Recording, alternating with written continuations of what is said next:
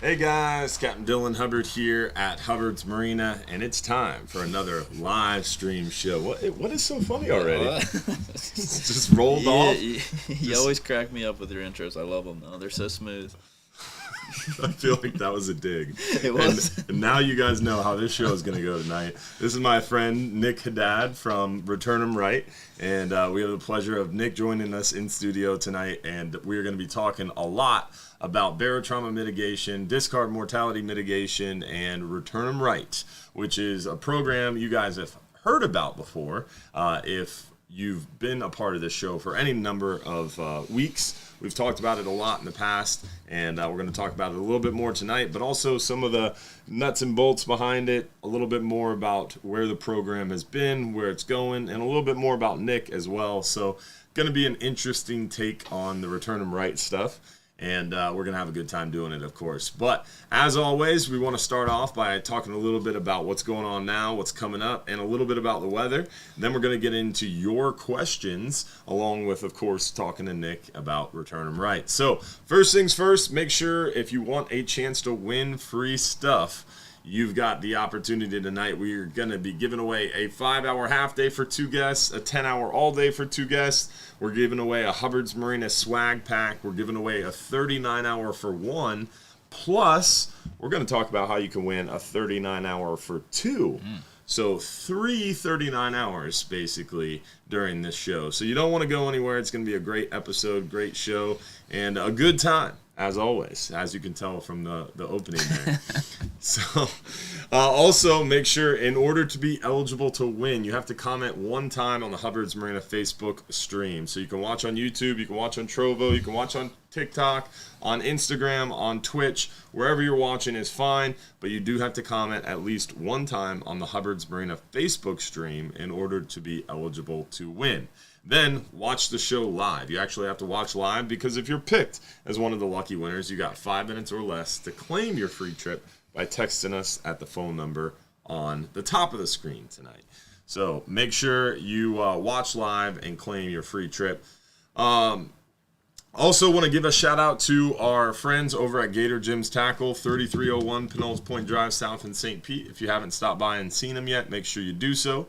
Also want to make sure you give a shout out to all of our friends out there who are sending stars and helping to fuel the show. We had Todd Stutzman, Stephen Batchelor, Todd Stutzman again, Keith White, Lee Willis, Jasmine Marie, Katrina McDougall, LaShonda Brown, Phil Batisto, Ryan Kelly, Scott Flynn, Jason Richmond, Louis Canaveri, Debbie Langford, Lizette Garcia, and then we had a big one from our friend Larry White with the 500 stars. Appreciate you, my friend. Now, besides our friends over at Gator Gyms, our star senders, we also want to thank all our subscribers out there and our supporters in our supporters club. Make sure you check that out. It's only $4.99 a month. You get more behind the scenes info, you get daily posts, and a little bit more connectivity, communication, and behind the scenes peek, plus the private after show. So if you want to join us for the private after show after every live stream show, we have about a 20-minute private after show, and only if you're in the supporters group do you get access to that. Josh is going to drop the link now into the chat, so make sure you check out the supporters group. It's a really great way to get some more behind the scenes communication. Now, with that, let's talk about it's a mouthful, huh? Yeah, it's a mouthful. Out of breath after that No, one. no, I'm not even close to out of breath, Nick. You haven't seen anything yet. So with that, let's get into the photos and show you guys what we've been catching and what's going on inshore, and then we'll work our way near shore and offshore. So first things first, inshore.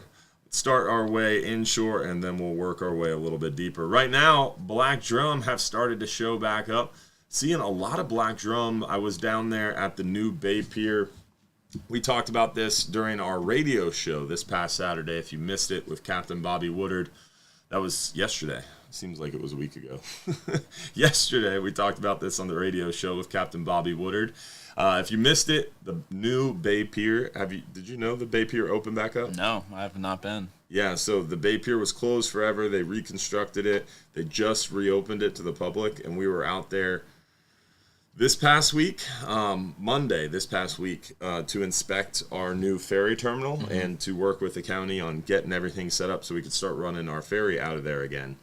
Long story short, it's been closed for a year, so more than a year, and no one's been able to fish out there. But now you're able to fish out there again. It's loaded. It's fresh. It's fresh. Get in there while it's hot. Yeah, and that's basically what I was saying yesterday during the radio show. It's like, dude, we walked out there Monday. There was a school of black drum at the foot of the pier, followed by a huge school of snook, followed by a huge school of whiting and silver trout, and then tons of mangrove snapper. When I say mangrove snapper, I mean keepers? Some mangrove snapper.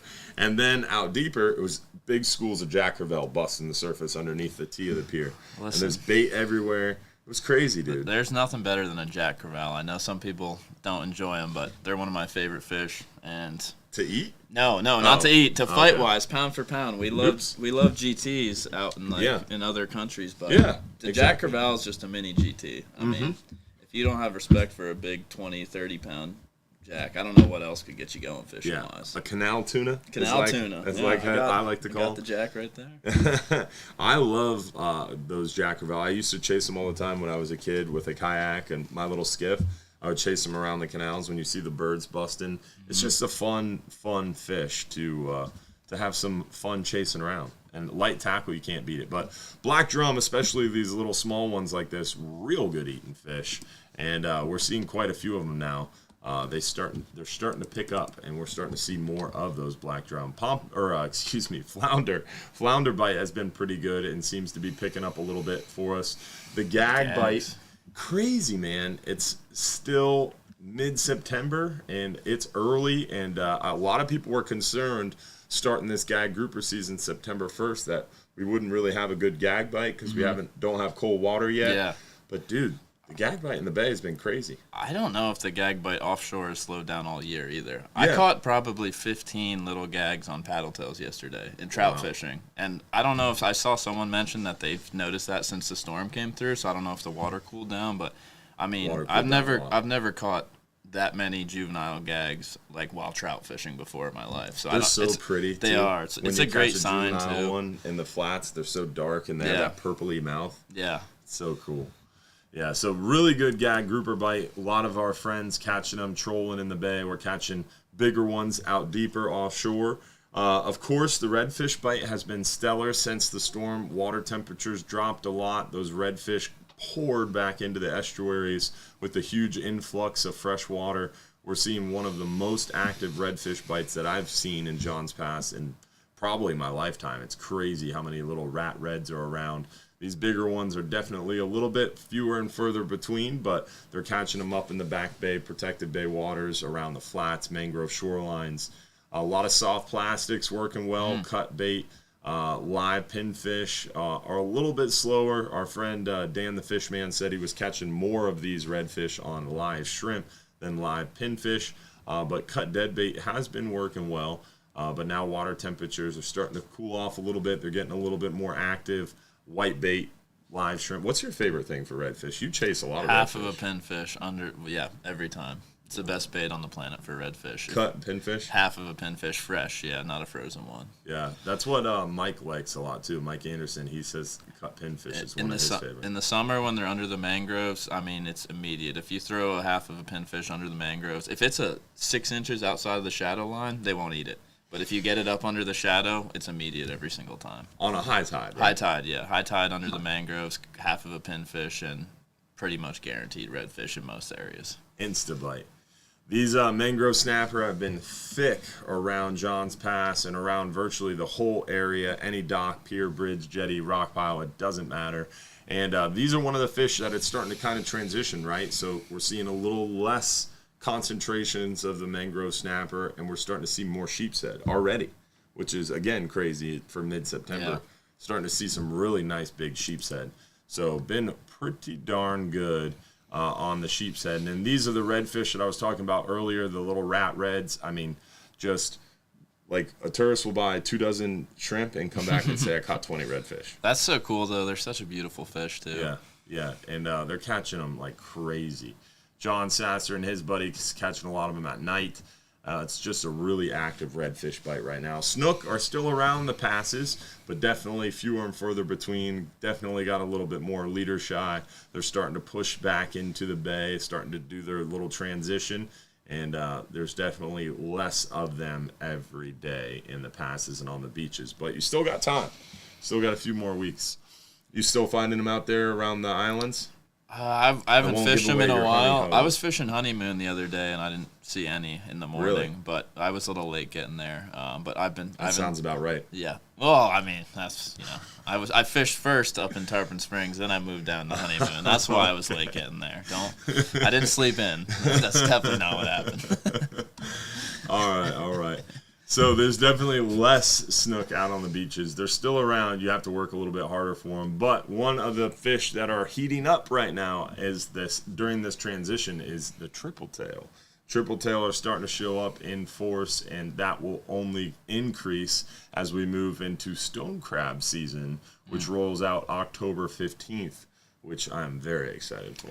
Do you run stone crab traps? I don't, but I've been I have my measurement tool on my paddleboard, and when I'm spearfishing, I'll scoop up stone crabs and try to just kind of smack them out and try let them dance in the water column without getting clawed. I used to love doing that in Blinds Pass. I would anchor my boat in one of the canals, and then we'd swim the seawalls, and it was way more fun. There's a lot of them out there too. You don't necessarily need a trap. Obviously, it helps, but you can harvest them by hand too.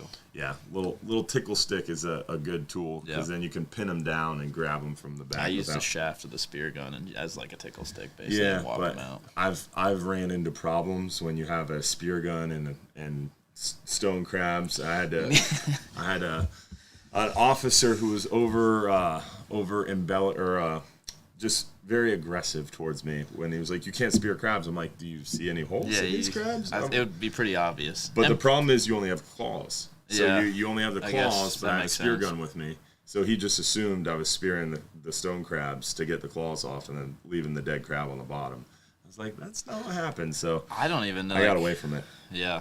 I started using the little tickle stick instead of the shaft of the spear gun for that reason. But to each their own. I don't target them. I guess you look typically less criminal, I guess. Yeah, I wear the return them right hat, and they're just like, oh, this is a good. Oh, he works for the feds. They're like this. They're like, this is a good guy right here. All right. Now I know. Speckled trout. We've been seeing a lot of trout on the move lately. Definitely a lot more trout action in a little bit shallower waters. They're starting to move a little bit shallower now that the water temperature's cooling off. About 4 or 5 foot. It's been a hot spot. We're still seeing a lot of them at night. Around dock lights, bridge lights. We just had that new moon.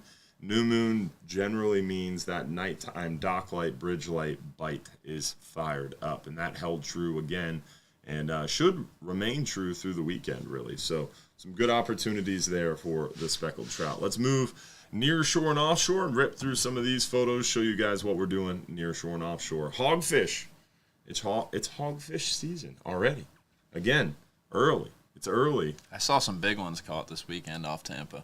Dude, we had a 12-pounder on the overnight trip. Someone brought out some crabs, crushed the hogfish on crabs. They got permit today on the Hub private fishing charter with crabs. So it's definitely been awesome to see that early in the year bite on the hogfish and permit now too, which is really cool. Captain James was on the Hub today. They got hogfish, mangrove snapper, gag grouper, and permit on a near shore. It's hard to beat charter. that. Yeah, that is quite the mixed bag for sure.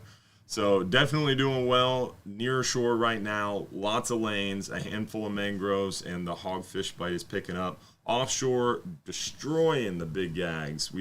Our first gag trip had 46 keeper gags. I saw you were a few short of limiting out on gags, right? Yeah, 46 keeper gags on the first overnighter, 50 keeper gags on the second overnighter. The third one had 55 keeper gags. The one that just came in this morning, unfortunately, had a little bit tougher bite, got into some green water, couldn't quite get away from that green water, had a lot of problems with running from the red snapper, and unfortunately just weren't in a conducive bite for those gags. But we're going to adjust on this Tuesday trip and get back into those upper 40s, 50s. Definitely was a good trip that came in this morning. Big, solid, studly mangrove snapper, more mutton snapper, but just not the number of gags we wanted. We did get some gags, but just not the numbers we've wanted. We are catching quite a few gags, though, on the 12-hour extreme. Like you mentioned, we were a few gags from a limit. They're limited out on triggerfish, almost limited out on gag grouper, with lots of mangrove snapper mixed in. The mangrove snapper bite has just been insane lately. Some 5, 6, 7, 8 pound mangrove snapper. The 39-hour trip that came in this morning, the big mangrove was 8.8 pounds, but it was unseated from the jackpot by a 10.5 pound mutton. 10.8, yeah, 10.5 pound. It's a nice mutton. It's big muttons lately, and lots of them. The 39-hour the other day got 20 keeper mutton snapper, which is a ton for us in Central West Florida. And as you can see, the gag grouper fishing has been awesome. Definitely doing well out there on the gags. And we've got a lot of season left until November 10th. November 10th, yep. So we still got another basically 2 months for these gag grouper. But you got to get out there deep. 12-hour extreme, 39-hour is going to be your best bet. And you have a chance for them near shore, but we're not catching a ton of the gags near shore, mostly offshore. We are on the private charters trolling up some of those gags and catching a handful of them near shore on the private charters, but not a ton of them. Red grouper remain closed. Make sure you have your venting tool and descending device ready. We're going to talk more about that shortly. But nice yellowtails. Dude, the yellowtails just won't quit. Big either. ones. It's crazy. That's a good problem to have if they're not quitting. Look at that yellowtail. I know. Beastly yellowtails. So really, really good bite. And then Cubera snapper. I've heard more Cubera snapper caught recently than almost ever before. I mean, like in the last week, probably 24 Cubera snapper I've heard reported recently locally. In shallow waters, too. This is Captain Mike Hollingsworth, westbound sport fishing charters and fantastic fishing charters out of Johns Pass. Mike Hollingsworth, who's holding this Cubera snapper, was fishing in around 120 to 140 foot of water with a live pinfish at a wreck, hoping for some gags. Ended up catching some nice gags, but then this guy came up out of nowhere, which is shallow. They're such a cool fish. I've only caught one Cubera in my life, and it was from shore. Oh, really? Yeah, it was a 14-pounder from shore. No, it was Fort Lauderdale. Oh, wow. But yeah, it was in the river. It wasn't even off the beach. Well, they or spawn anything. in the rivers over there. They say Yeah. St. John's River and the Caloosahatchee River, right? That was the new river in downtown Fort Lauderdale. But yeah, I mean, they're such a cool fish. And some people confuse those, like the real big mangrove snappers with Cuberas. If you look at the canines on the bottom jaw, that's always a telltale sign it's a Cubera. So the big mangroves obviously only have the canines on the top of the jaw. So if you get any huge mangroves and you're unsure if it's a Cubera or a mangrove, look at the bottom jaw for the canines. No, I just learned something. I didn't know that. Yeah, so Cubera have the canines on the top and the bottom. You can see them in that picture, the big canines on the bottom too. Okay. Mangrove don't have those. Well, I mean, I've never seen a mangrove snapper that thick. I know, but some, I mean, 26-inch, 28-inch yeah. mangrove, like some people are like, that's too big to be a mangrove. Yeah, that's true. I have seen some mangrove snapper that are pretty big too. Tarpon Bend, yeah, Jason knows. That's exactly where I was. Tarpon Bend, there it is. So there is another thing we wanted to chat about while we're talking about photos.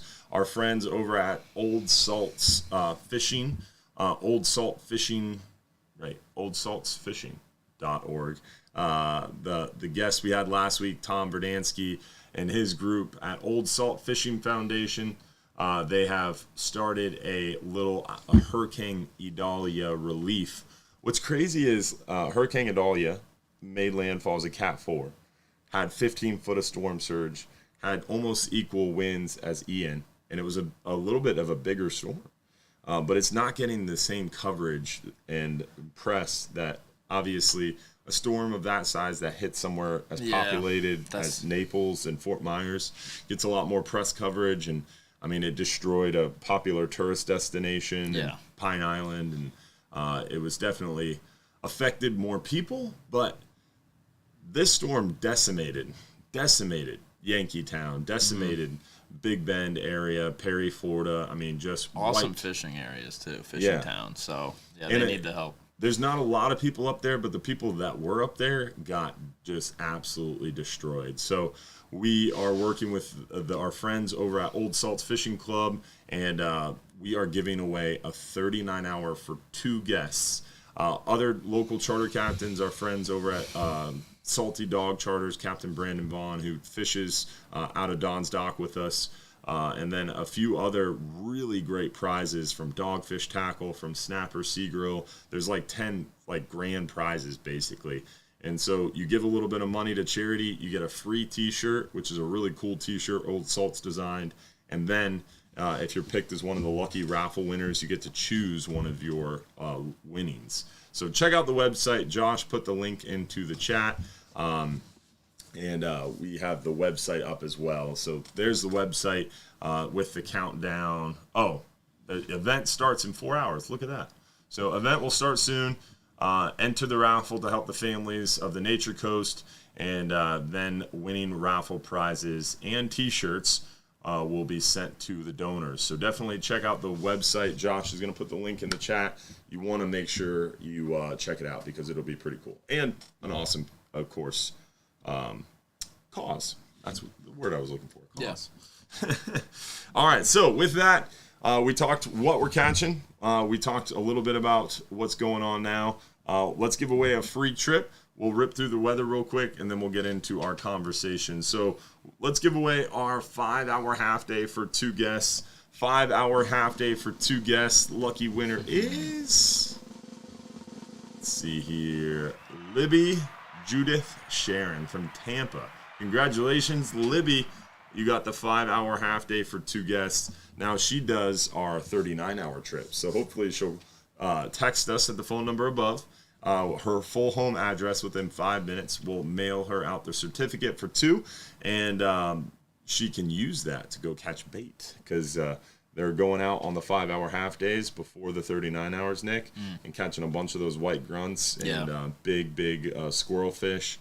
Some of those blue runners. I was going to say, blue runners are one of my favorite gag baits. Dude, they're destroying it with the blue runners right now offshore. So, great opportunity to get out there and catch some bait for sure for the 39-hour. We've got Capt Mike on the line for our Inshore report, and he'll be happy to know that we were talking about his cut pinfish in the trees for redfish. What's going on, Capt Mike? What's going on, my friend? How are you? We've got Nick Haddad from Return 'em Right in studio tonight talking barotrauma mitigation. You're on the line with him as well this morning. What's up, Captain Mike? How are you, Nick? Doing well. How are you?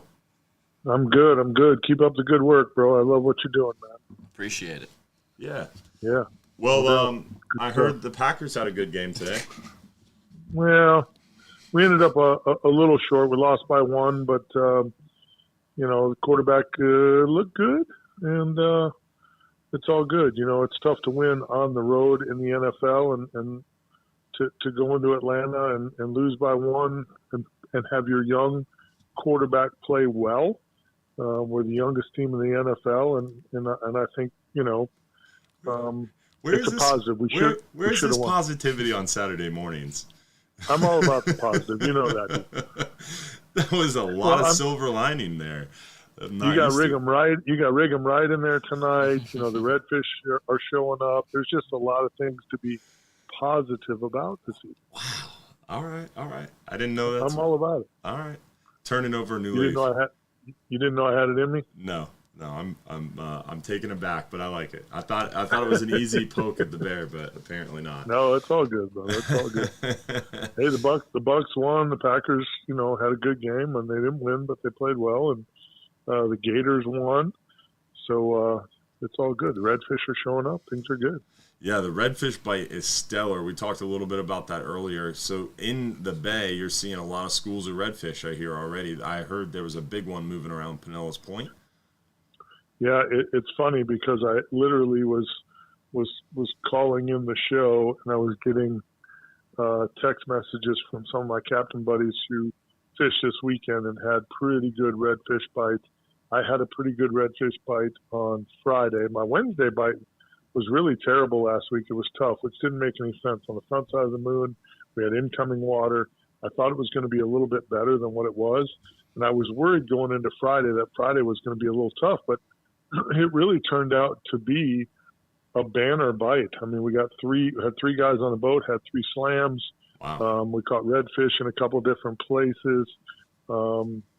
Cut pinfish again were kind of the key, although we did catch one on a live pilchard. But, whenever you can catch snook, redfish, and trout in a morning where everybody's catching quite a few fish, that's a plus.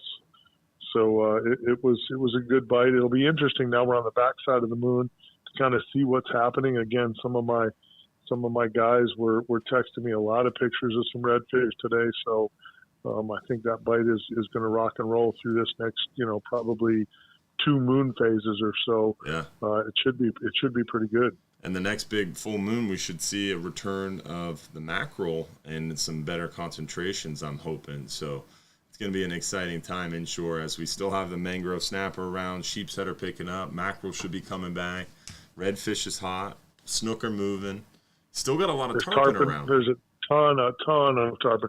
I actually Wednesday, and it was probably partly, it was the bite being tough on Wednesday was probably partly my fault. There was so many tarpon in the Skyway Bridge that I could not fish them, and I probably missed the best part of the bite. We're on the incoming. Yeah, we're on the new moon, so that usually that first couple of hours, right? The first couple of hours of that incoming are going to be best.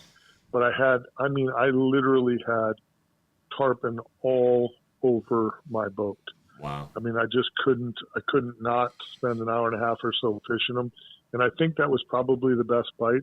I noticed on Friday the best bite was really that first part of the morning, the first hour and a half, 2 hours.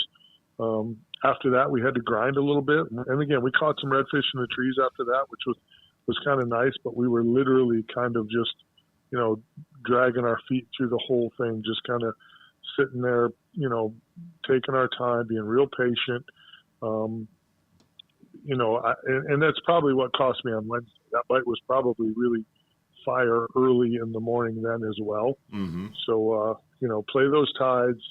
There's a lot of fish around. Jamie Goodwin has been blowing me up all day today with the redfish bite, picking up here, and here. So he had a really good couple of days of red fishing, and that's a good sign. So yeah, I mean it's fishy. The other thing is, and it's interesting that you brought up mackerel. I was crossing the bay, both Wednesday and Friday, and there's some schools of mackerel around. Already, there was a couple of places already. Yeah, there was a couple of places where we were on the move, and I was watching the mackerel skyrocketing on the schools of bait out in the middle of the bay. So. That bite might not be steady, in all the most popular places, but those fish are definitely on the move. Nice. Well, we appreciate it, man. Thanks for the heads up, and look forward to getting back at it. I got you, brother. All good. Have a great week. Tight lines, everybody. Thanks for the time. Thank you, Mike. Appreciate you, my friend. All right, partner. See you, buddy. See you, man. That's awesome. Definitely an active inshore bite, man. Yeah, I'd like the near shore and offshore too. I got to throw out a Go Birds. I saw a Fly Eagles Fly comment in there, so I had to throw Go Birds and return to Nick Nieves. Oh, there we go. So you're going to the Eagles game next week, right? Yeah, we are. And yes, I heard you had something special planned. It's not special, but maybe we'll make it on TV. We'll see. We'll share photos. Last time we were in the front page of the Philadelphia Inquirer, so we'll see what happens this week. Have you guys seen Always Sunny in Philadelphia before, where they dress up as eagles? That's what this guy does. Birds of War. They're coming next Monday night. Be ready, Bucks fans. That's gonna be fun. There it is. Thank you, Josh. He was very fast with that. Yeah, that was quick. So if you see 5 guys that look like that at the stadium, that's probably myself and 4 others from Pennsylvania. Nick Haddad next week, Monday night at the Bucks game. If you see someone, that is it. Just follow the trail of feathers because they will be all over Tampa. His white boa. Oh, too funny. So, real good inshore, nearshore, and offshore bite right now. Weather is looking pretty darn good. We'll take a glance at weather. We'll do another giveaway, and then we'll get into our talk here. We're going to pop over to the Hubbard's Marina website page, click fishing trips, hit weather links, and then on our weather links page, we're just going to pop over to the Wind Finder 5 and 10 hour forecast page. You can kind of take a quick look and see it's changed again. Weather continues to change. Now it looks like it's a little earlier and ends a little sooner. So now it's more of a Monday afternoon through Friday wind event, and then it kind of calms down for the weekend, which is great news. Look at that. North wind, baby. You know what that means? Cooler weather. About to get a little bit cooler. About to get some reprieve. Could have used that today at Raymond James Stadium, but cooler weather is on the way. A little drier air as well. We're going to have a little cold front come down tomorrow afternoon and stall. It's going to stall and sit around the middle of the state, or basically in line with I-4. And then it's going to hang out and cause a little bit of a ruckus through the week. So doesn't make near shore fishing too bumpy. Like you can see here, basically wave heights are 2 foot or less all week near shore. But it's going to create a more easterly wind flow basically Tuesday through Friday. And that's going to create a little bit more bumpy condition offshore. So this is the Egmont Key buoy, which is 16 nautical miles basically southwest of Johns Pass. And we're going to push out a little deeper here and look at the offshore. And you can see offshore that easterly wind flow. So it was 2 foot or less at that Egmont buoy near shore. But offshore, it's going to build all the way to about 4 foot there by the end of the week with that east wind. So going to be a little bit more bumpy offshore. All this means is fishing was going to be at its best basically today and tomorrow ahead of that little cold front coming down.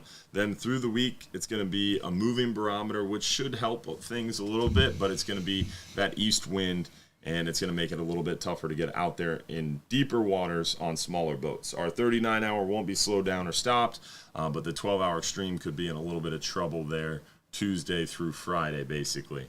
That is the weather in a nutshell. I want to make sure we give a shout out to some of our friends who have been sending stars. We had a lot of star senders through the conversation there, and want to make sure we give them some thank yous.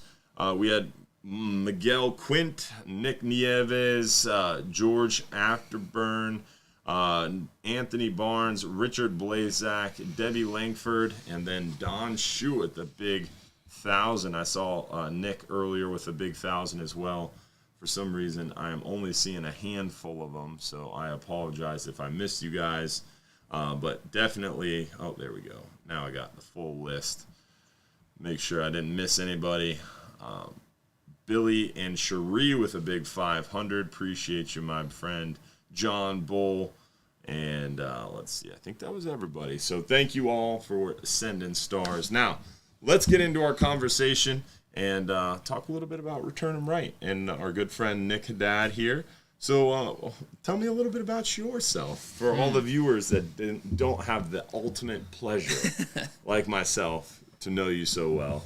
Tell me a little bit about yourself. How'd you get into this? So I grew up fishing in Pennsylvania. That's hence the Go Birds. Not everybody can live in Florida off the bat. I know. I wasn't that lucky, but I wanted to fish as much as possible. And so you moved to Florida. And Solid move. Yeah, I didn't want to be in the cold for 4 months of the year. I really hated the winters up there. Everybody does. Actually never ice fished. Probably should have tried to do that once or twice, but never did that. So I went to University of Tampa to study marine biology. I figured couldn't be a captain, didn't really know the waters yet down here. Mm-hmm. And then I learned that marine biology wasn't really a job, and you gotta specialize in something. So I was like, as a fisherman, I fished Tampa all the time those 4 years I was there, and I ended up pursuing my master's in fisheries management. So I went to LSU. That's a really solid move. Good fishing there down in the bayou in Louisiana. So I've been fishing for reds, trout for most of the last decade. And yeah, then after grad school, I got a job with IGFA. So I was doing all of the world records and the angler recognition program, so the Grand Slams, the trophy clubs, all the records. Really cool if you job. have any IGFA questions, you can just call this guy. Seriously, International Game Fish Association is a great organization as well, and so that was an awesome job. I got to meet fishermen from all over the world. And then this job popped up that gave me a little better chance to use my background in fisheries management, and also, my goal is to better communicate with fishermen as a fisherman myself. Mm-hmm. So using that science to kind of help anglers understand, where they can make an impact and how to, better use the resource. And for us, really, the more the anglers are involved in fisheries management, you do an incredible job at translating some of the science, what's going on in management. It's really better for fishermen and for the resource as well. Yeah, and that's why Nick and I are friends, because he does a really good job translating that as well. And that's kind of somewhere in the middle there between working at IGFA and working at Return 'em Right. Yeah. You were at Sea Grant too, right? So I'm at Florida Sea Grant now, yeah. So I work for Florida Sea Grant, but I work 100% on the Return 'em Right project. Oh, okay. So when you got the funding for Return 'em Right is through Sea Grant. So you went from IGFA to Sea Grant. Yeah, to Sea Grant, where I still am. So. Okay, and Sea Grant, basically, for those who aren't aware, every five of the Gulf states, I think every state has Sea Grant. Every state around that has a coastline in the United States, including the Great Lakes, have Sea Grant programs. And basically, they're programs that help enhance economic viability of resources, help with living shoreline work, red tide work. So basically anything resource management-wise, not management, resource, basically for helping the consumers in their local counties better use the resources, make more money from the resource. So it's really, they're great programs that a lot of people don't really understand what they are, what they do. It's kind of a non-profit arm. Yeah, well, it's like jointly like state. It's like it's housed at University of Florida Sea Grant. So you probably have an extension agent in your county. If you've located anywhere around the coast, you'll have an extension agent likely in your county or surrounding county that you can go to, and they'll help you with any like resource questions, living resources. Yeah, and they're all really, really helpful, cool people, and really, really great program and great organization. And it's not really a enforcement. It's not an enforcement agency. Not regulatory at all. It's not really super sciencey. It's kind of like somewhere in the middle. Yeah, it's like an ambassador program blend. Almost. It's kind of like that blend in between like just straight research and regulatory, kind of helping be in the community with the members of the community and kind of helping out as much as possible.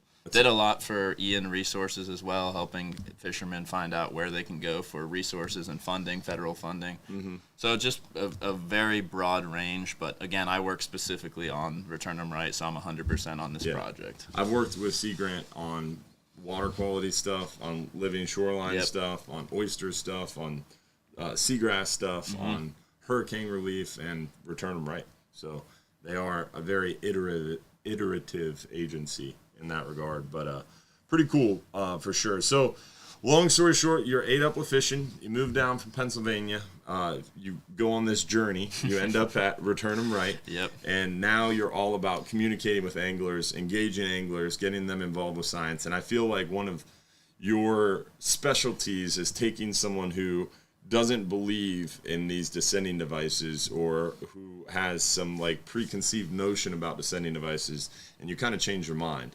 And you did a good job even with myself because I've always been a big proponent and advocate and user of a venting tool. Yeah. Still am. Nothing wrong with a venting tool. But now I have descending devices with me, and they get regularly used on our vessels a lot more frequently.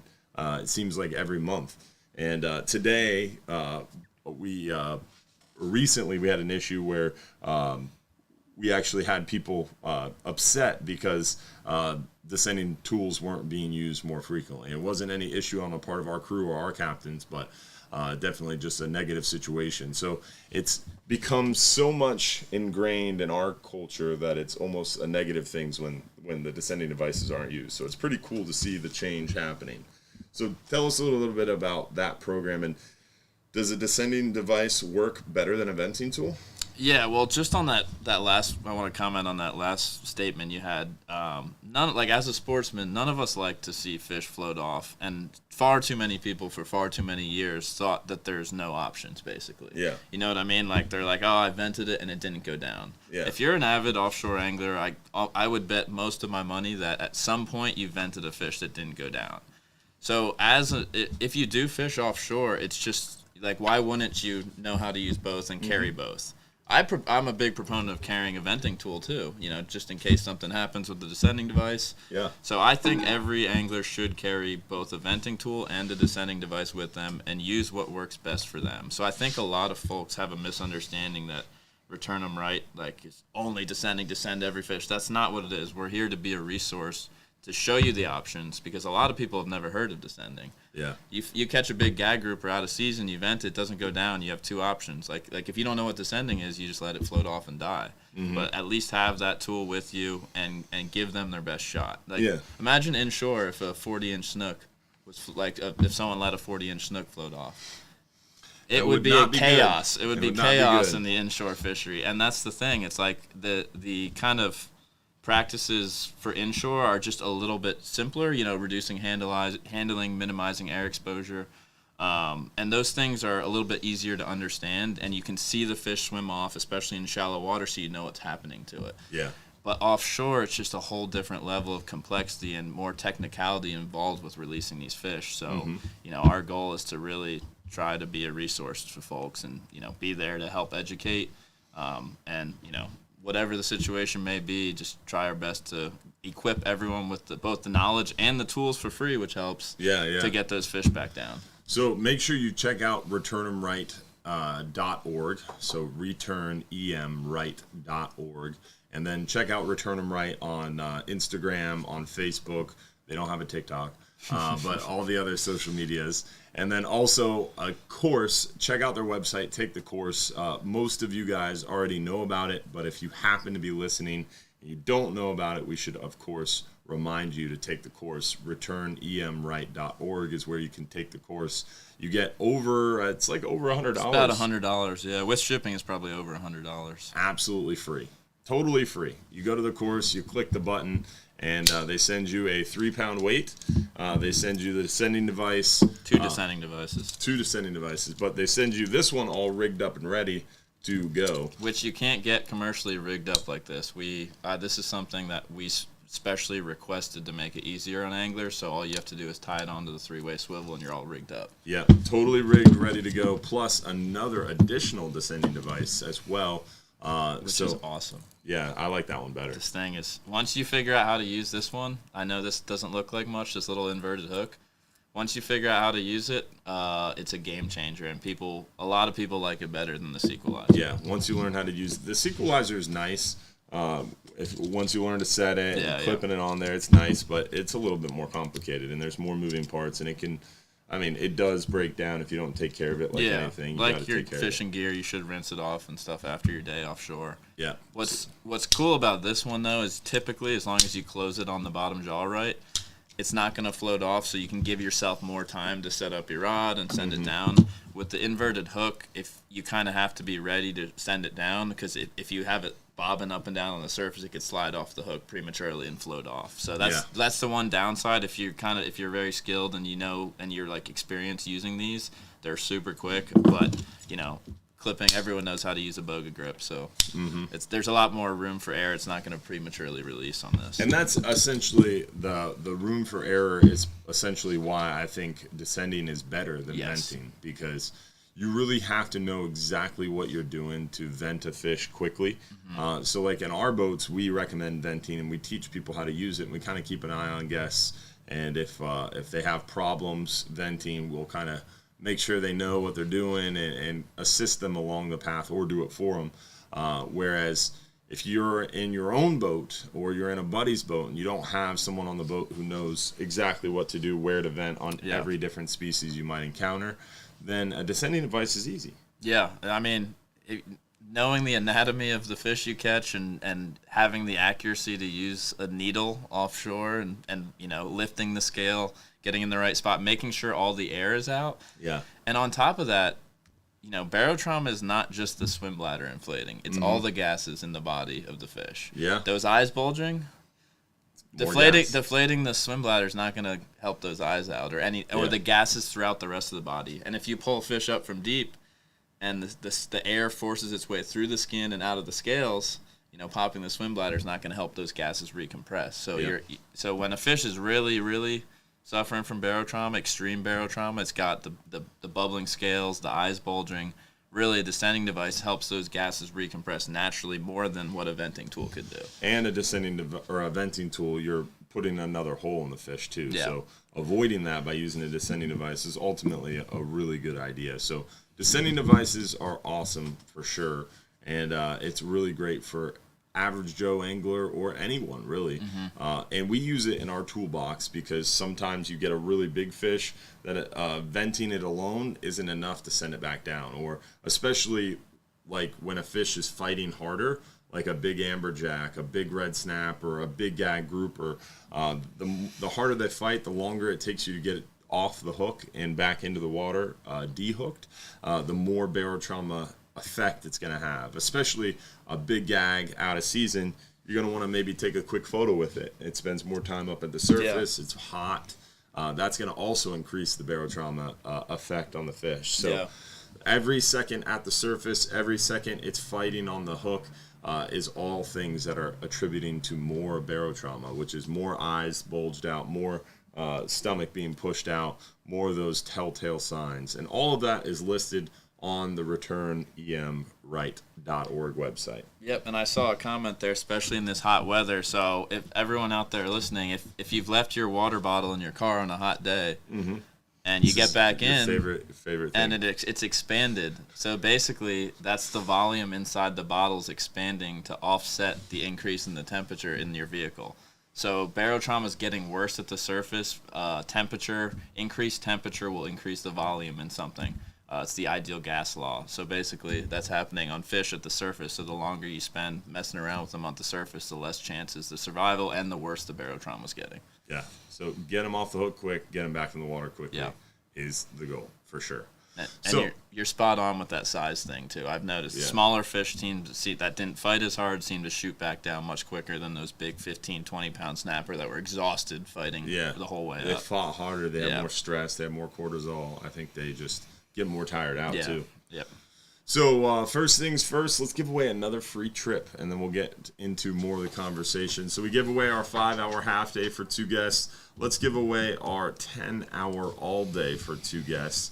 10-hour all day for 2 guests goes to lucky winner Sarah Friedman from Tampa. Congratulations, Sarah. Thanks for watching. You got 5 minutes or less to text us your full home address to claim that 10-hour all-day trip for 2. We've got our swag pack to give away still, and that 39-hour for 1. Remember, you can win a 39-hour for 2 through that Old Salts Fishing Hurricane Idalia Relief Fund. So lots of great ways to win tonight. So we talked a little bit about the program, and what was something that you have learned through this process that surprised you about descending devices? And like, I know I have a story that surprised me about this whole process, but like, does something stick out to you as like really notable that maybe changed your mind about something or sticks out? I think one thing that kind of enhances what I think about why it's important to use descending devices is I've invented fish for many years. Well, I actually did some filming with LDWF, Louisiana Department of Wildlife and Fisheries, 6 years ago on barotrauma using descending devices and venting tools.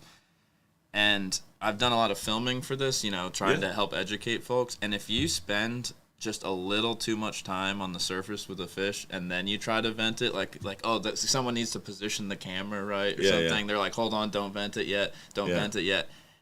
I didn't realize how critical that little bit of time is, especially with venting. Seconds. And that's why descending really, really helps is that the longer you mess around with venting, and everyone's had it not go right before.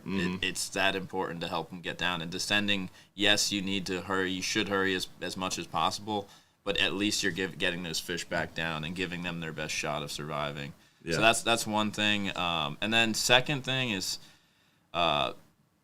we send a camera down with almost all of our drops. We have a cool GoPro mount, and we send a camera down every time. And just seeing like fish actually recompress, pop off, and swim back to the bottom, it's just awesome to see. And we always see cool stuff down there. Like we descended a 23-pound red snapper that came off the device, and some of those big snapper, like we were talking about, they get tired. They actually kind of pop off and they flip, and I'm always like nervous that they didn't, they're not doing well, but they flip because they're tired and they're a little disoriented. Then we'll reel the device with the camera back up, and you'll see that it oriented itself and started swimming away then.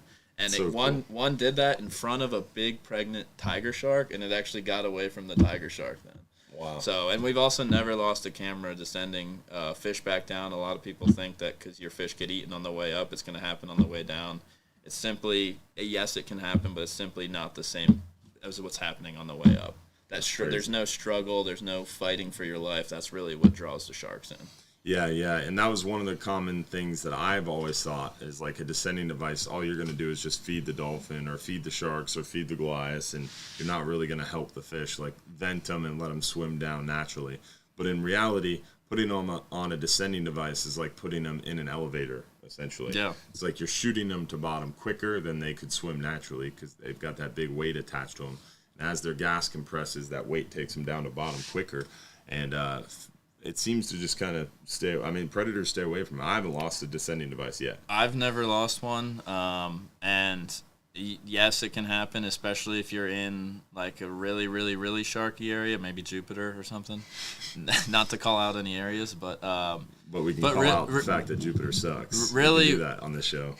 Really, if they're that fired up to sharks, you're probably not going to get a fish to the surface, and it's probably time to move on anyway. Because that fish, the way it's fighting the whole way up, it has way more time, and it's putting off the vibrations. Any spear fisherman knows that, like when the fish is struggling on the shaft, that's when the sharks are likely to come. Once you gain control of it and it's no longer struggling and vibrating, you have a lot less to worry about with the sharks. Yeah. So descending devices aren't shark feeders. One common misconception for sure. Another thing that I really was taken aback about was that story with the Kitty Mitchell from the FWRI study, where they caught a Kitty Mitchell grouper, which is a speckled hind, or what a lot of people call, what's the common name for him? Kitty Mitchell, right? Yeah. Kitty Mitchell's the Kitty. I hear most people call them kitties. Yeah, Kitty. The shots fired at Jupiter is a personal vendetta that I have with the VP of Ingle Coolers, Mike Dixon. Him and I are good friends as well, so we go back and forth. Plus, Sean Meehan from NOAA's Southeast Regional Office. Shout out, Sean. Yeah, he's a big Jupiter guy, and Ira Lax from the Marine Resource Education Program. They're all from Jupiter, and they all say Jupiter's like the best fishery ever. So it's funny when people say negative things about Jupiter. I make sure to emphasize them. So just simple, all in good fun. But as I was saying, the story with the Kitty Mitchell, the speckled hind, it was caught in 480 foot of water on a research trip. And so a lot of people, myself included, thought that, like, all right, you can use a venting tool or descending device on these fish that you catch in 100, 120, 150, maybe 180 foot of water. But you catch one of those like fish out of 220, and they come out and their eyes are bulged out, their scales are flipped up because this gas is coming out of their scales. Their mouth is so far stuck out of their stomach that it's just hardened with gas. It's like you look at this fish and you're like, oh, that thing is dead. Yeah. Like there's no shot that fish is going to live. And, like, you still vent it. You still go through the steps. You still really want to save that fish and work with that fish. But I've always had really low impressions of its possible survival. But this research project was out there. They caught this Kitty Mitchell grouper, which grouper species I think are a little bit more fragile than red snapper, in my opinion. I think they show barotrauma more because they're softer bodied than the big armored scales on a red snapper. But good point. But yeah. All right, so they look worse. Yeah, they do look worse for sure. So this thing comes up from 480 foot, looks just destroyed. I mean, and any barotrauma symptom is very evident, and it's it's not looking great for this fish. They take this fish, connect it to his descending device, and then all of a sudden put it down there, tagged, of course, and it's caught, 6 or 8 months later? I don't know the exact time, but yeah, it was recaptured. It was recaptured, I believe, 6 or 8 months later. It had grown, and it had moved to over 800 foot. So it had moved twice as deep, and it worked well. And obviously the fish was healthy when it left. So that's really, really crazy to me, was the fact that it still seems to work even in really, really deep water. And someone was mentioning they were having, they were. Oh boy. Well, I guess I'm sitting here, so I can't work on fixing that. Yeah. So after the show, yes, we will make sure that website connection is working. Someone mentioned there was a connection issue. They were trying to take the training on the Return 'em Right website, and they were having a little bit of an error code. I've not seen that one either yet. Yeah, So that'll be a fun tomorrow morning task. We'll fix it. So check it out tomorrow afternoon to take the course. So definitely bookmark it and come back if you are having some connection issues on the Return 'em Right website. So anything else that you want to mention about the project or get out there before we start wrapping her up? Well, on that deep water thing as well, there was a recent study from the Pacific with rockfish have a big problem with barotrauma as well, and it was 180 meters, which is almost like around 600 so feet. They were able to tag and track a fish and showed long-term survival releasing a fish at over 600 feet with barotrauma, which is crazy. The amount of pressure change, and especially for insane. a rockfish, because for those not familiar, I'm not super familiar with rockfish myself, but I became a little bit more familiar because through this process, a lot of this was pioneered on the West Coast for rockfish. But a rockfish is a pretty small fish. Yeah. It's like a sea bass. Yeah, so this is actually this Shelton fish descender. It's a very small inverted hook. They use these a lot because they're a lot smaller because they're using them more on smaller fish like rockfish. But yeah, you're right. It was, descending was actually voluntarily adopted by anglers in the Pacific, so it wasn't through regulation or anything because they had a fishery that was completely closed due to dead discards. Because they had no way of basically getting those fish down.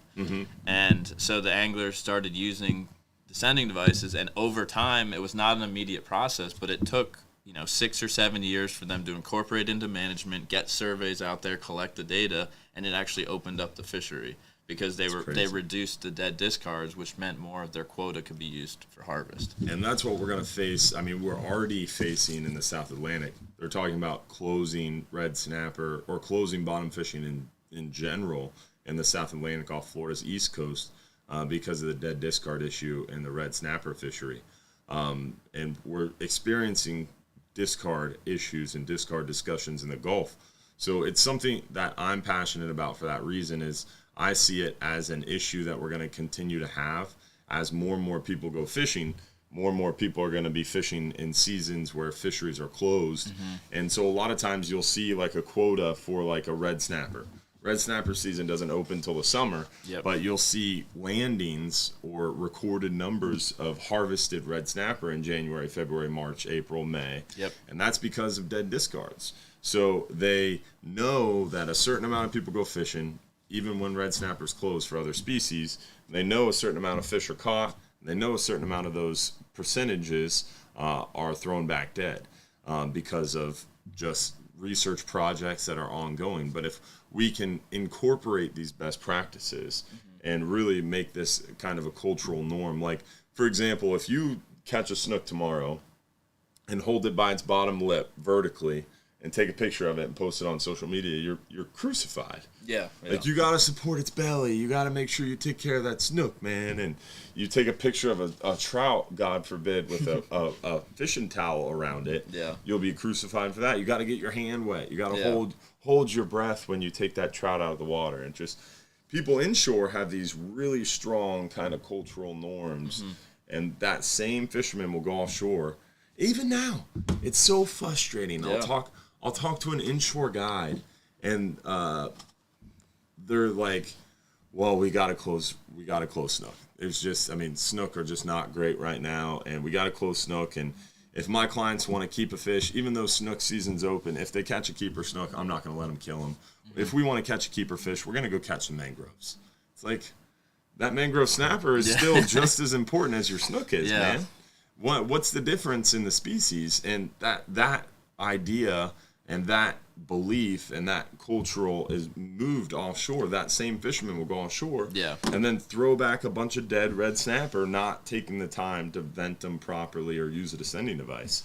And we've really all got to work together to kind of change that cultural norm. Yeah, I think, and that's what we kind of want to do. We're trying to build a community with Return 'em Right. You know, we don't want you to go take that training once and never hear from you again. Like, you know, reach out to us, tell us what we can do better, tell us what you need in your local area so we can help support you. You know, moving forward, now that outside of tonight, the training is typically running well. We've distributed over 23,000 packages of release gear all across the Gulf of Mexico and Southeast. 23,000 in the last... taken that course, since May 3rd. The course, and gotten that free stuff. Yeah, almost 24,000. Wow. And, you know, we're going to move into trying to work more and localize, like in the community through tackle shops, outreach. Is Tampa Bay still a hot spot? Pinellas County is the number 1 county in the entire country for completions. He's going to take credit for that. I'm just going to say Pinellas County is number 1. I live in Tarpon Springs, so I'm in Pinellas County, so I like to say that I'm partially responsible. Yeah. I'm not saying that I have anything to do with the fact that we're number 1 in completions. I just want to say that Pinellas County is number 1. Yes, that is. Hillsboro's number 2, I think.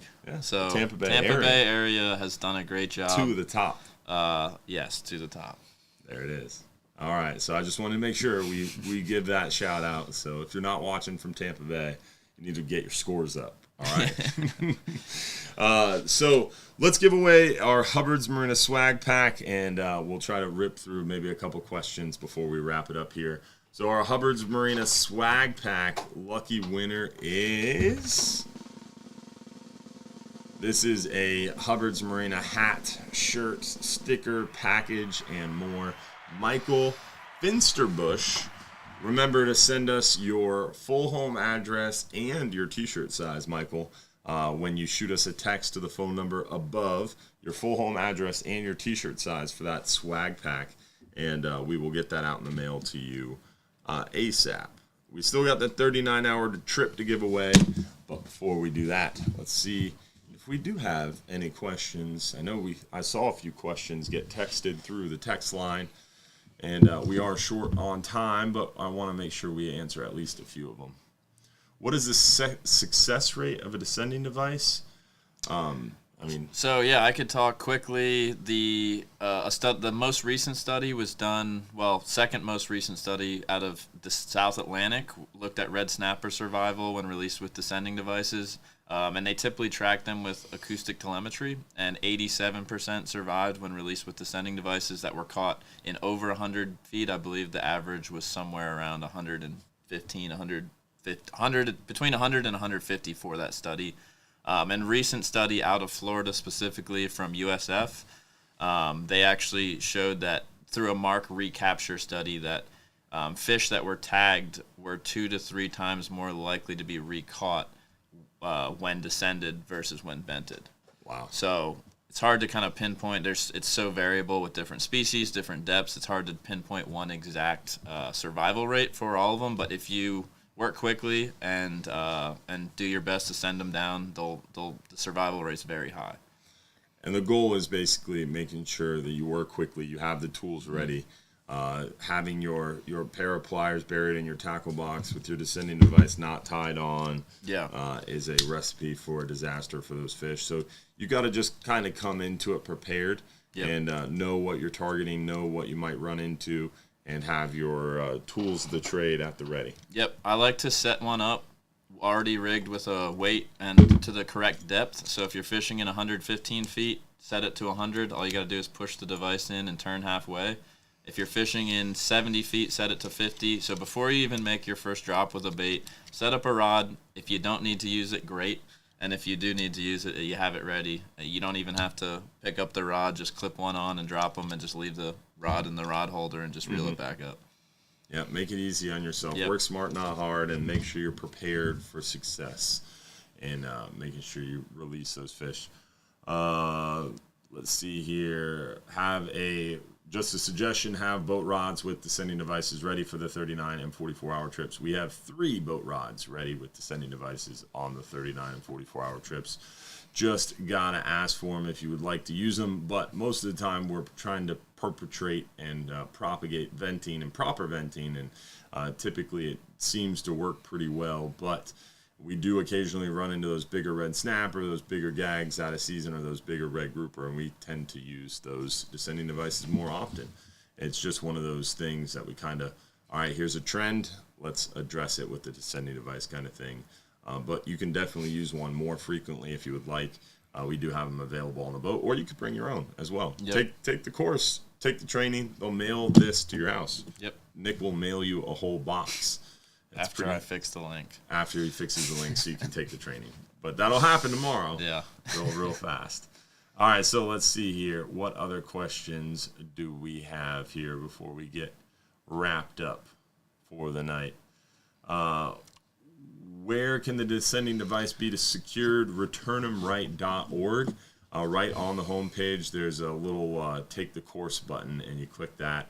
And again, there's might be a little bit of issue for some folks trying to take the course tonight, but Nick's going to be on top of it. He'll fix it real fast. Also, I would say encourage your local bait shops to carry descending devices. There's 3, 4, 5 different ones locally available or commercially available that you can purchase. You can even make them at home yourself. So by no means do you have to use this device. The Roy's Fish Saver is a great one as well. They actually started making this because they were tired of seeing fish float off. Mm-hmm. They're out of Jacksonville, I believe. So there's lots of great options available, ranging from $10 to the most expensive being $60. So heck, grab a couple of them and encourage your local bait shops to carry some too, because they're a great tool to have on the boat. Amen to that. And there was a question, real quick, we'll answer here. That was an easy one. Is does Hubbard's Marina shut down for the winter? No. In Central West and Southwest Florida, we are a year-round charter fleet, party boat fleet. The Northern Gulf, like Pensacola, Destin, all the way into Texas, they completely shut down in the wintertime. We do not. We stay fishing all the way through the winter. So, yes, we will be operating in January, February, and it's really good fishing. Some of the best hog fishing. What's your favorite time of year to fish? I mean, I fish year-round, but I don't know. I just change what I fish for and how I fish. Like, as we move into the winter, I'll probably start fly fishing for reds for my paddleboard a little bit more. This man fishes from a paddleboard and then brings his spear gun with him, anchors his paddleboard, jumps in the water, shoots fish, gets back on the paddleboard, and then shark fishes sometimes from the board too. Yeah, a lot of paddleboard fishing. Yeah, pretty interesting. The manpower doesn't break down like an outboard. Oh, I'd be begging to differ on that, but whatever. So definitely some fishy stuff going on for sure. What's your favorite kind of fishing?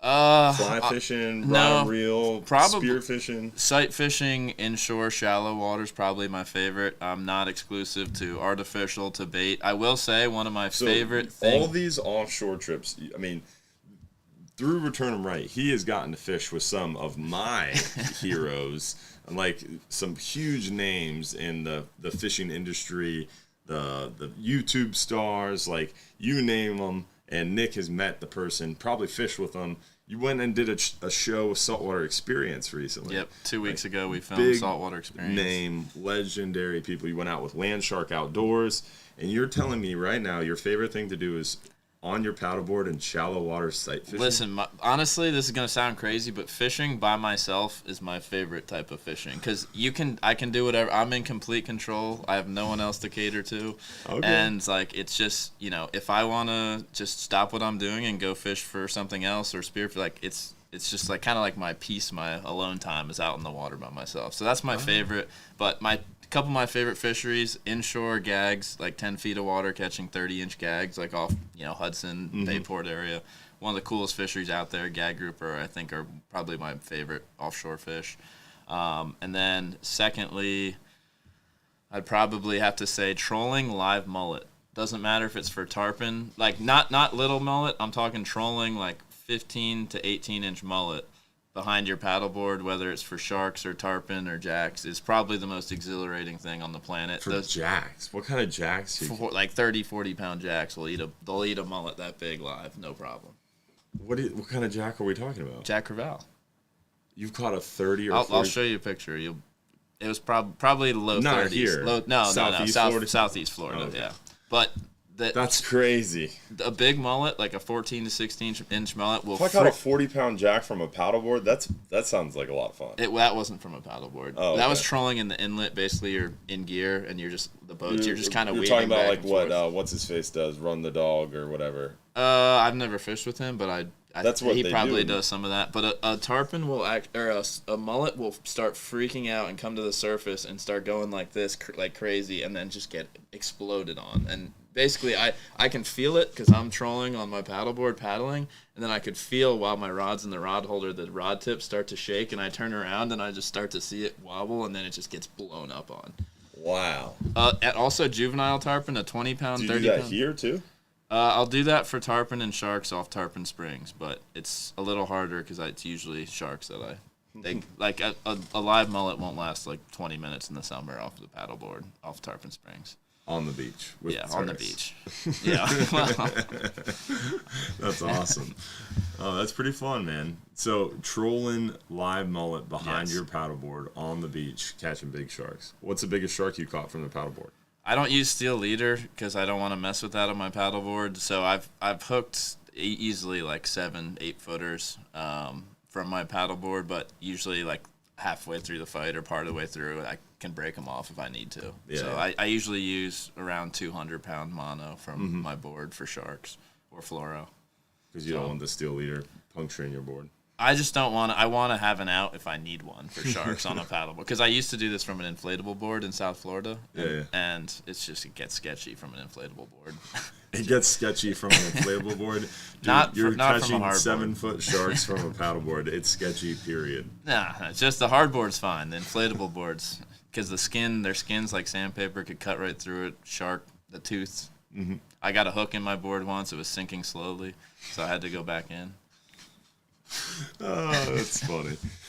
So as you can tell, Nick is ate up with fishing, and there's a lot we could talk about. Definitely want to make sure we give a shout out to some of the events we have coming up. We have September 29th. We have Final Friday, our free crawfish boil, free beer. It's going to be a big, huge party inside John's Pass. There's the pub crawl.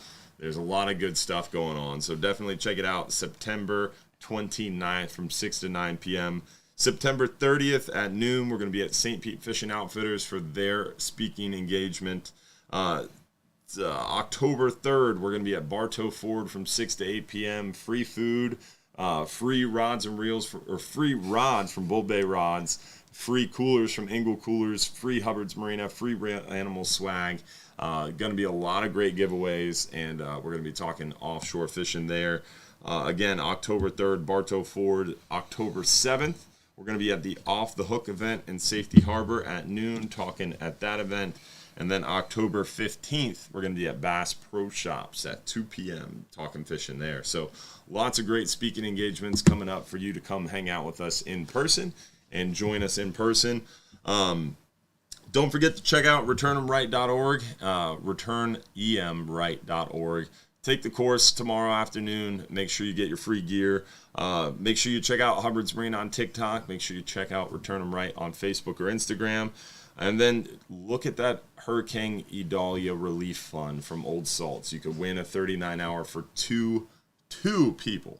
39-hour for 2 people. So definitely help out some people, get free stuff, and lots of great prizes on that. Josh is dropping the link in the chat again. And then finally, keep an eye out. Wave 3 data came in on Vermilion Snapper, Lane Snapper, Midwater Snapper, and Mutton Snapper. Did you hear about this? I have not heard about this yet. So Wave 3 data came in. Wave 3 data means basically the third 2-month wave. So April or January, February is 1. March, April is 2. May, June is 3. So Wave 3 data came in, and they are showing that we have caught a significant number of these snapper vermilions, lanes, midwater snapper, and muttons. And basically, the chances of them making it through the end of the year without being closed are super low, which is not great. Not ideal. Not ideal, and not good news from the aspect of it just sucks. But it is good news in the aspect that those fisheries are healthy and we're catching a lot of them, so we're catching the quota really fast. But we're sitting at 61% of the mutton snapper ACL, or allowable catch limit, already landed as of end of June. 60.5% of the lane snapper, 60% of the midwater snapper, and about 46% of the vermilion snapper. So pretty clear that some of those fisheries are going to face quota closures. That those will happen very suddenly sometime. And I would say wave 4 data is July and August. It typically kind of comes in at the end of September, early October. So I would say by mid-October, late October, we'll be having announcements on vermilions, lanes, midwater, snapper, and mutton, or 1 or 2 or some combination of them closing before the year ends, unfortunately. So some bad news, but good news in the same respect. I don't know. I mean, we'll see. I guess if they're catching a lot, that means there's a lot out there, so it's not the worst thing, but we don't like to see them close down early. Yeah. I'd imagine July and August is a big harvest wave, if I had to guess. Huge harvest wave. Comparatively from 6 waves, I guess, throughout the year. Yeah. So, wave 3 and 4 typically have the highest effort. The summertime, calm seas, red snapper season. Yeah, especially with this red snapper season in Florida, having the private weekends, September, October. Thanksgiving. Yeah. So that means lots of landings for sure. So, all right. Anything you want to close with? I don't think so. I mean, I appreciate you having me, and I appreciate your community. And as you said, Pinellas, Hillsborough showed up for Return 'em Right. So if there's any questions, if you guys ever have any questions for us, don't hesitate to email us at info@returnemright.org or DM us on Instagram or Facebook.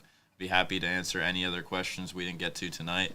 And again, we don't want to be a one and done. Get the gear, never hear from you. If you have suggestions, anything, we're here to be a resource for anglers. So the best way to reach you is info@returnemright.org. Yep, that's the email. Or again, you can DM us on social media. It's also pretty easy. All right, there you go. There's a good way to reach them. Thank you for coming on the show, by the way. Thanks for having me. It's always fun hanging out. You're able to tolerate me for another night? Something like that. Well, the night's not over yet, Nick. Oh, yeah.